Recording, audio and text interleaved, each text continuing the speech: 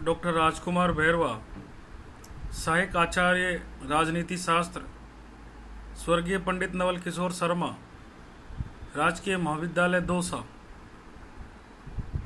हमने पूर्व के वीडियो में अरस्तु की दास्ता संबंधी सिद्धांत की अर्थ, प्रकृति और दास्ता के औचित्य के बारे में आपको बताया था कि किस प्रकार अरस्तु दास्ता को जस्टिफाई करता है, किस प्रकार से इसका औचित्य सिद्ध करता है।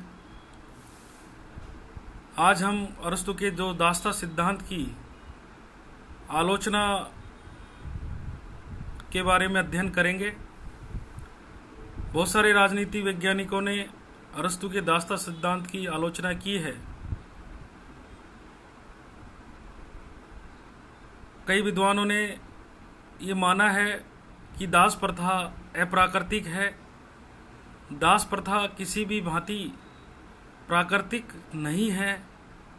मनुष्य में विभिन्नता तथा बुद्धि की कुशाग्रता में अंतर होते हुए भी एक प्राकृतिक समानता होती है, जिसकी अवहेलना करना राजनीति शास्त्र का अपमान करना है। जिस प्रकार से अरस्तु ने दास प्रथा को प्राकृतिक माना है, जो कि उचित नहीं है। हम मानते हैं कि व्यक्ति में बुद्धि, मता, गुण में अंतर होता है, मगर उन सभी भी व्यक्तियों में एक प्राकृतिक समानता भी होती है। इसलिए हम दास प्रथा को अप्राकृतिक मानते हैं और इसी आधार पर अरस्तु की आलोचना की जाती है। दूसरा, अरस्तु के द्वारा जो मानव समूह का जो विभाजन किया गया था वो संभव नहीं है। मानव समूह को गुण और योग्यता से युक्त उच्च वर्ग तथा बुद्धिमान निम्न वर्ग में विभाजित करना बिल्कुल हीन है, संभव नहीं है। जिस प्रकार अरस्तु ने बुद्धिशाली और बुद्धिहीन दो वर्गों में विभाजन करने की कोशिश की, जो संभव नहीं है। तीसरा, विभाजन का सर्वमान्य मापदंड नहीं है। अरस्तु द्वारा मानव समूह को इस प्रकार के दो वर्गों में विभाजित करने से कठिनाई ये आती है कि इन दोनों वर्गों, कौन से वर्ग, स्वामी और दास में से किसी विशेष व्यक्ति को रखा जाए और किसे नहीं। अर्थात सर्वमान्य मापदंड का अभाव विचारों में झलकता है। यानी दो वर्गों का जो विभाजन किया गया है वह सर्वमान्य मापदंडों के आधार पर नहीं किया गया है। चौथा, आलोचना ये की जाती है कि ये जो धारणा है दास्ता संबंधी, वो अनुदारवादी धारणा है। अरस्तु की ये मान्यता है कि प्राकृतिक दास में केवल अत्यंत सीमित बुद्धि, इतनी सीमित कि ये केवल दास्ता के अपने कर्तव्यों को ही समझ सके, होती है। एक बहुत बड़ी गलत मान्यता है। किस आधार पर वह इस मान्यता को लेकर चलता है? दासों को पशुतुल्य मानकर एवं उनके कार्यों में पूर्णता, समानता देखने का प्रयत्न करके उसने अत्यंत अनुदारता का ही परिचय दिया है, मानवोचित उदारता का नहीं।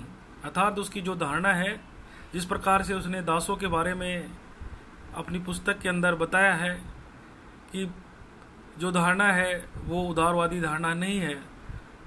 वो सिर्फ इतनी बुद्धि की बात करता है दासों के लिए कि वो सिर्फ अपने कर्तव्यों को ही समझ सकते हैं। इस प्रकार से ये धारणा उसकी अनुदारवादी धारणा है और इस आधार पर उसके सिद्धांत की आलोचना की जाती है कि ये सिद्धांत प्रासंगिक नहीं है। पांचवा, इसकी आलोचना ये की जाती है कि अरस्तु का दास्ता संबंधी जो विचारधारा है वो विरोधाभास से परिपूर्ण धारणा है। एक और तो अरस्तु राज्य का उद्देश्य मनुष्य को श्रेष्ठ जीवन प्रदान करना मानता है। वो कहता है कि वह राज्य का जो निर्माण हुआ है वो इसलिए हुआ है कि व्यक्ति को श्रेष्ठ जीवन, अच्छा जीवन किस प्रकार से प्रदान करे, और दूसरी ओर वो कुछ व्यक्तियों को श्रेष्ठ जीवन की प्राप्ति से वंचित करता है। इस प्रकार से वो एक तरफ तो कहता है कि राज्य सर्वश्रेष्ठ जीवन प्रदान करता है, और दूसरी तरफ वो कहता है कि राज्य कुछ ही व्यक्तियों को श्रेष्ठ जीवन प्रदान करता है और बाकी को वो इससे वंचित कर देता है। तो इसकी जो विचारधारा है विरोधाभासपूर्ण है। एक और वो दासता को प्राकृतिक बताता है और दूसरी ओर कहता है कि दासता से मुक्ति भी मिल सकती है। तो इस प्रकार उसकी जो धारणा है वो विरोधाभास से परिपूर्ण है। छठी आलोचना ये की जाती है कि अरस्तु का जो दासता संबंधी सिद्धांत है वो जाति अहंकार का प्रतीक है। दासता के प्रश्न पर विचार करते समय अरस्तु ने अपने जातिगत अभिमान एवं जाति हितों को पूरी तरह से ध्यान रखा है। प्रोफेसर थियोडोर गॉम्पर्जन के अनुसार जाति अहंकार का ये दासता की पुष्टि के लिए अपनाया गया है। उसके दासता विषयक विचारों का सार ये निकलता है कि कुलीनता एवं जन्म तथा प्राकृतिक श्रेष्ठता के कारण केवल यूनानी जाति ही स्वतंत्रता के लिए पैदा हुई है, बाकी अन्य सब जातियों के लिए निष्कृष्ट है, अतः नैसर्गिक रूप से स्वतंत्रता और दासता के पात्र है। यानी वो जाति विभेद की बात इस सिद्धांत को लेकर करता है। वो कहता है कि यूनानी कभी दास नहीं हो सकते, यूनानी लोग कभी दास नहीं हो सकते। इसलिए नहीं हो सकते क्योंकि वो हमेशा से ही श्रेष्ठ उनकी जाति रही है और वो कभी दासता के अंतर्गत वो नहीं आ सकते। इस प्रकार से वो जाति विभेदता की बात करता है। इस सिद्धांत के अंदर जाति अहंकारता की बात करता है जो कि उचित नहीं है और अन्य जातियों को परतंत्रता और दास बनाने के लिए वो कहता है, जबकि वो यूनानियों को हमेशा दासता से मुक्ति रखता है जो कि उसकी जाति विविधता का प्रतीक है। सातवां, स्वोद्देश्यता सिद्धांत के प्रतिकूल। अरस्तु के दासता संबंधी विचार उसके स्वोद्देश्य सिद्धांत से भी मेल नहीं खाते हैं, क्योंकि इस सिद्धांत के अनुसार प्रत्येक व्यक्ति का जीवन किसी न किसी श्रेष्ठ उद्देश्य की उपलब्धि के लिए होता है। अच्छाई को प्राप्त करने की क्षमता व्यक्ति में छिपी हुई है। दासता की जंजीरों में जकड़े जाने पर व्यक्ति अपने में निहित विकास की क्षमता का लेस मात्र भी उपयोग नहीं कर सकता। अतः अरस्तु के स्वोद्देश्य सिद्धांत के आधार पर दासता को प्राकृतिक नहीं माना जा सकता। आधार तो उसका जो स्वोद्देश्यता के सिद्धांत का है, इसका जो दासता का सिद्धांत है वो बिल्कुल प्रतिकूल है और अच्छाई को प्राप्त करने की क्षमता में वो ये बात छिपी हुई होती है कि, और वो ये कहता है कि दासता की जंजीरों में जकड़े जाने पर व्यक्ति क्षमता का लेस मात्र भी उपयोग नहीं कर सकता, जो कि सरासर गलत है। आठवां, ये सिद्धांत अव्यवहारिक है। यदि उसका ये कथन स्वीकार कर लिया जाए कि दासता एवं स्वामित्व के तत्व व्यक्तियों में जन्मजात है, तो व्यवहारिक कठिनाइयां उपस्थित हो जाती है कि यह निश्चित किस प्रकार किया जाए कि कौन कौन से व्यक्ति नैसर्गिक रूप से दासता के तत्व लेकर पैदा हुए हैं एवं किन में स्वभावतः ही स्वामित्व के गुण विद्यमान है। अरस्तु ये कहता है अपने दासता के सिद्धांत में कि व्यक्ति के जो गुण होते हैं वो जन्मजात होते हैं। कुछ व्यक्ति अच्छे बुद्धिशाली होता है जन्म से ही, और नैसर्गिक रूप से वो अच्छे गुण लेकर पैदा होता है, इसलिए वो स्वामी होता है, और जिनमें नैसर्गिक रूप से कम गुण होते हैं वो दास होते हैं, जो कि ये सिद्धांत एक तरह से अव्यवहारिक है। नौवां, अवकाश का बहाना न्याय संगत नहीं। मनुष्य दास इसलिए रखता है कि उसको शासन कार्यों, संगीत, कला और साहित्य के माध्यम से अपना बौद्धिक विकास का अवसर मिल सके।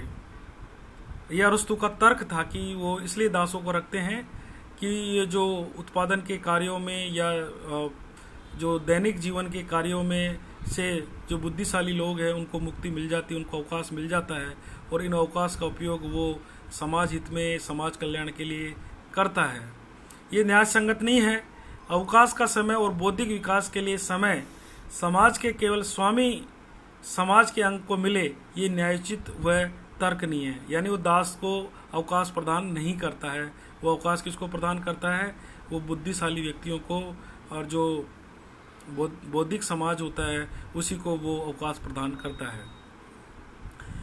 10वां ये जो सिद्धांत है ये अलोकतांत्रिक सिद्धांत है। ये सिद्धांत लोकतंत्र के दो आधारों स्वतंत्रता और समानता दोनों के विपरीत है। आज के परिप्रेक्ष्य में अगर अरस्तु के दासता सिद्धांत की बात करें तो आज के जो लोकतंत्र के जो दो आधार स्तंभ होते हैं, स्वतंत्रता और समानता, दोनों के सिद्धांत बिल्कुल विपरीत है। श्रमिक को जो समाज के वास्तविक रचयिता होते हैं वे उस समाज में सम्मानपूर्ण रहने के भी हकदार नहीं है, ये कहाँ का न्याय है। अर्थात वो स्वतंत्रता और समानता के सिद्धांत का पूर्ण रूप से उल्लंघन करता है, जो कि किसी भी दृष्टि से न्यायोचित नहीं है। अतार्किक सिद्धांत, अरस्तु का यह भी कहना है कि दास एवं स्वामी के संबंध मित्रतापूर्ण होने चाहिए, किंतु वह भूल जाता है कि मित्रता सामान्यतः समान स्थिति वाले लोगों में हो सकती है, असमान स्थिति वाले लोगों में ये मित्रता नहीं हो पाती है। अतः सभी दृष्टियों, बौद्धिक, मानसिक, आर्थिक, सामाजिक से ही हीन व्यक्तियों एवं उन्नत व्यक्तियों में मित्रता किस प्रकार संभव हो सकती है। ये तार्किक सिद्धांत इसलिए है कि वो कहता है कि दोनों में मित्रवत संबंध होने चाहिए, दास और स्वामी में, जो कि संभव नहीं है। मित्रता अक्सर बराबर स्थिति वाले लोगों में होती है, असमान लोगों में कभी मित्रता नहीं होती है। इसलिए इसको अतार्किक सिद्धांत भी कई विद्वानों ने बताया है। 12वां इसका आलोचना है कि यह सिद्धांत अवैज्ञानिक सिद्धांत है। राजनीति शास्त्र को विज्ञान का स्वरूप देने वाले अरस्तु ने दास प्रथा को उचित घोषित कर विज्ञान के उज्ज्वल मस्तक पर कालिमा पोत दी है। उसने इस सिद्धांत, जैसे उसने राजनीतिकता को राजनीति से अलग किया और एक वैज्ञानिकता राजनीति शास्त्र को प्रदान की, मगर अरस्तु का जो दासता संबंधी सिद्धांत है वो एक तरह से उचित सिद्धांत राजनीति विज्ञान की दृष्टि से नहीं है। 13वां अमनोवैज्ञानिक सिद्धांत है। अरस्तु की धारणा है कि दास को अपने स्वामी के व्यक्तित्व में लीन हो जाना चाहिए, जबकि मनोवैज्ञानिक यह सिद्ध करता है कि मानव शारीरिक समर्पण तो कर सकता है परंतु मानसिक समर्पण नहीं कर सकता। ये कौन कहते हैं? मनोवैज्ञानिक विचारक ये बात कहते हैं, मनोवैज्ञानिक ये कहते हैं व्यक्ति शारीरिक समर्पण तो कर सकता है मगर वो मानसिक समर्पण किसी भी स्थिति में नहीं कर सकता। इस आधार पर अरस्तु के दासता संबंधी सिद्धांत की कई विद्वानों के द्वारा आलोचना की गई है। निष्कर्षतः संक्षेप में ये कहा जा सकता है कि दासता विषय अरस्तु के विचार अत्यंत अवैज्ञानिक, असंगत, अग्राह्य और मानव विरोधी है। मैक्सी ने तो दास प्रथा के विवरण के कारण अरस्तु की पुस्तक पॉलिटिक्स को अवैध घोषित करने की सिफारिश की है। मैक्सी ने इसलिए की है कि इसकी पॉलिटिक्स हर जगह सही है, मगर जो दासता की जो सिद्धांत इसने पॉलिटिक्स में दिया उस आधार पर इस जो पुस्तक को है वो क्या किया जाना चाहिए? अवैध घोषित किया जाना चाहिए कि दासता का इसने किस प्रकार से समर्थन जो किया है वो गलत समर्थन किया है, ये मैक्सी बताते हैं। मैकिलवेन के शब्दों में यदि हम इस सिद्धांत को का जीवन के तथ्यों या स्वयं अरस्तु के तर्कों के आधार पर मूल्यांकन करें तो इसकी पूर्ण निसारता स्पष्ट हो जाती है। तो अरस्तु का जो पॉलिटिक्स के अंदर जो दासता संबंधी सिद्धांत था वो किसी भी स्थिति में हम उसको उचित नहीं मान सकते। आज के लोकतांत्रिक परिप्रेक्ष्य में जहाँ स्वतंत्रता, समानता और न्याय की जो बात कही जाती है और जिसमें किसी प्रकार के जो भेदभाव किए जाते हैं उसको विरोध किया जाता है और सभी लोगों को समान रूप से विकास करने की बात की जाती है, आज के परिप्रेक्ष्य में अरस्तु का जो दासता का सिद्धांत है हम उसको उचित नहीं मान सकते हैं और ये मानवता के अनुकूल नहीं है। ये मानवता के लिए अरस्तु का दासता संबंधी सिद्धांत कलंक है, जो कि आज के परिप्रेक्ष्य में किसी भी रूप में उचित नहीं है। धन्यवाद।